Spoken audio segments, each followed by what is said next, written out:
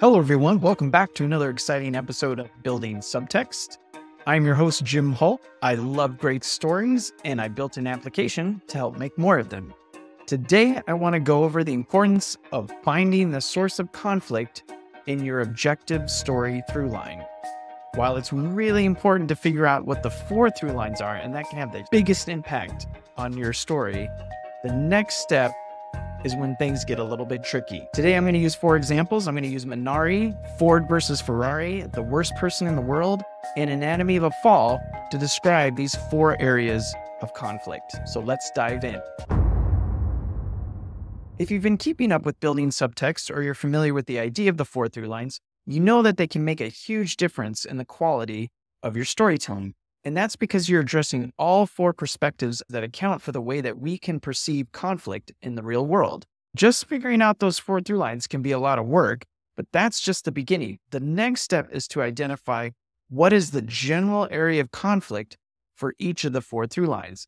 And the reason why you want to be able to identify these sources of conflict is because it gives you a really good idea of where you should take the story. Is that conflict going to get resolved? Is it still going to last beyond the end of the story? Or are you going to bounce back and forth and then eventually get to some sort of resolution?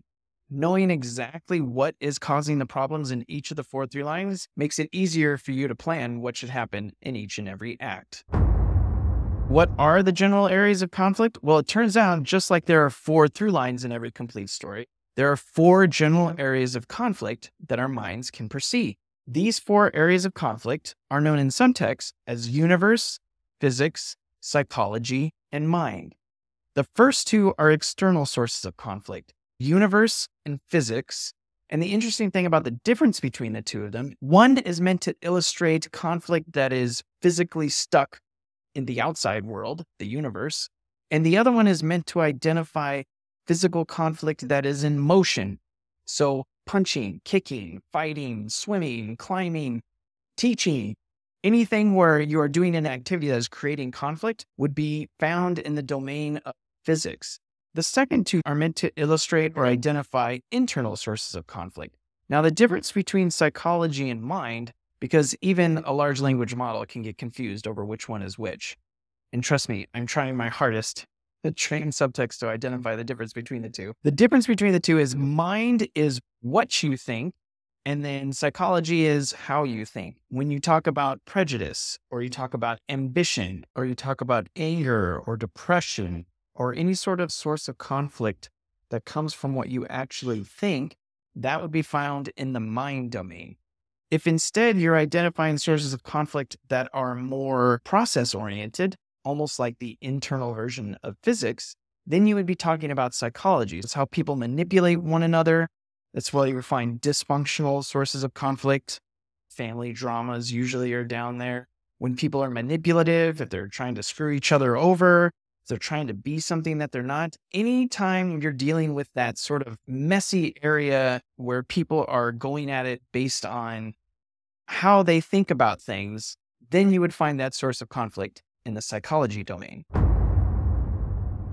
Now, if you're familiar with the dramatic theory of story, you might be familiar with these terms under the labels situation, activity, way of thinking, and fixed attitude. In fact, if you don't know anything about dramatica and you see those 4, you might wonder, why is subtext using these weird words like universe, physics, psychology, and mind? And I have to tell you, it's a feature. Situation, activity, way of thinking, and fixed attitude are much more aligned with the storytelling of your story. So it's up above, on top, on the surface of what you present to your audience. You can get yourself into all kinds of trouble trying to use those terms to identify sources of conflict. Try your hardest to just put them out of your mind, because they're only going to get you in trouble. They're going to make you think of the storytelling. They're not going to make you think of the source of conflict. The reason why you hand your story off to someone else and get some notes on it is because you want some objective feedback. You can do that in subtext right away, and especially with Muse, if you use those terms like universe, physics, psychology, and mind. You need to pull yourself out of that subjective point of view that makes writing so much fun to be able to see where all the holes are in your story. Let's go through these 4 examples. In today's video, I'm just going to go over the Objective Story Throughline, which can be considered the plot of your story. Now, the first one, Minari, has an objective story domain set in universe. If you're not familiar with the film, it tells the story of a Korean family who tries to bring over Korean produce to rural Arkansas. Now, you may think right away, wait a second, that is a story ripe for some prejudice. While there is a little bit of that in there in the film, that's not the focus of where the conflict in the story is coming from. It actually has something to do with a physical external condition, mainly the idea that their youngest son has a heart condition, and he needs to be in close proximity to a hospital. Now, unfortunately, Dad has purchased a farm, because he can only afford so much, that is so far away from the hospital that if their son has any kind of problem, they're not going to make it in enough time. It's a catch-22 right now, and they're stuck. They can't leave. They can't get closer. Mom is not super happy with this, and it creates all kinds of conflict within the family dynamic, and it has everything to do with a source of conflict that is focused in the external world. The second domain, physics, is usually the easiest one to explain because for the most part, film is all about activities, all the way from the first train robbery films to the most recent superhero films. All of those are really good at casting the objective story through line in the area of physics. Ford versus Ferrari is a great example of physics because it's not just the racing, which is obviously a major part of the film and a major source of conflict, but it's also the engineering that goes into building the cars, the design that goes into it. It's this physical set of activities that is bringing everybody into conflict throughout the story. Most of the time, the title of your story describes the objective story through line and usually identifies the objective story through line domain. Finding Nemo is about finding Nemo, so it would be in physics. Ford versus Ferrari, you got two sides, they're going to duke it out, and they're going to duke it out in the external activity realm known as physics. The third example is one of my favorite films of all time, and it's called The Worst Person in the World. Again, the title of it explains the objective story domain because it's a play on how people think. The film is about Julie and all the awful decisions she makes as she works through trying to navigate her personal relationships, her career choices, and in the end, she's making all kinds of decisions that portray her as being the worst person in the world because she's not thinking like everybody else. But truth and fact, that's what's giving her all her power. That's what's giving her all her strength. And the story is about her coming to that independent self-realization. It's beautiful. If you haven't seen it, make sure you check it out. And then lastly, the best picture, sorry, not best picture, best screenplay of 2023, which is Anatomy of a Fall. Phenomenal work of art. It's a great example of an objective story domain of mind. Anytime you're dealing with a courtroom drama, anytime you're dealing with something that's what's known as a memory play, where it's all about people's memories and their recollections, you're situating and pushing the objective story through line into the mind domain. And you can just really think of it as, is she guilty or not? That is the source of conflict in the story. And we don't even actually get to find out until the very end. And really, I don't think we actually do find out. All the biases and preconceptions from the psychiatrist to her lawyer friend, to their son's therapist, to their son, Daniel, all of that plays into whether or not she's guilty and also folds into her own internal guilt of whether or not she did enough or whether or not she was the one that drove him to do this. It's a wonderful exploration of what it means to put that objective story through line in the mind domain. Another great example from last year is Oppenheimer, but frankly, I thought Anatomy of a Fall was way better, so I wanted to use that in this video. Anytime you're going through like, did you do this or did you not do this? Yes, who's guilty? No, she's not guilty.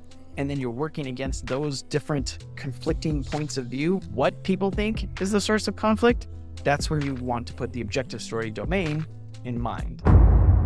Those examples are wonderful, but why would you go through all this trouble?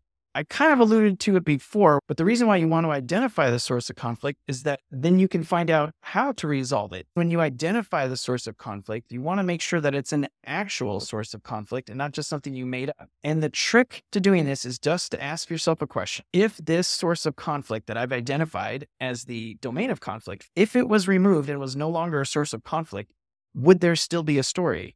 And if the answer is yes, then you most likely have not identified the right source of conflict for your story. For instance, in Minari, remember the objective story through line, the conflict was the fact that they were too far away from the hospital and he has a heart condition, the farm itself, the fact that they can't afford it, all that stuff. If for some reason they were able to move closer to the hospital, there'd be no more conflict whatsoever. There might be a little bit like we can't afford it and all that stuff, but let's just say they were able to afford everything. All they have to do is just get the son closer to the hospital and there's no more conflict and the story would be resolved. That's when you know, oh, that is a source of conflict in the universe domain, because if it's gone, it's no longer a source of conflict and now we don't have a story. That's why you need to find out what the source of conflict is. Ford versus Ferrari, if they just stopped racing, there wouldn't be a story. They might get into arguments and that kind of thing, but when it comes to all the exciting stuff, that is what you know is Ford versus Ferrari. You get rid of the racing, you get rid of the physics, it's done. Worst person in the world? If Julie just started thinking like everybody else and acted the way her boyfriend wanted her to, she wouldn't be the worst person in the world. And then there wouldn't be any story. You would just have nothing to write about. And then lastly, anatomy of a fall. If she would just tell us whether or not she was guilty for real, and we knew the truth of the situation, there would be no story. We don't know if she's lying. We don't know if she's telling the truth. The evidence is really confusing. If we just got rid of all that stuff, there would be no story. We would know the truth of what happened, and then there would be no anatomy of a fall, and it wouldn't have won best screenplay. The genius behind it is that they never let that go. You never quite know whether or not she's telling the truth or whether or not she's lying. You never know. Not even at the end. You don't even know, which is why it won an Oscar. So that's it for today's video on identifying the source of conflict in your objective story through line. Now, that might have been a lot of work, but we still have 3 other through lines. I'll get into that in another video. Just know, if we have 3 more through lines and 3 more areas of conflict that we have yet to explore, what do you think happens? If you have any questions about any of this, please leave a comment down below and I'd love to help out. Otherwise, I'll see you next time.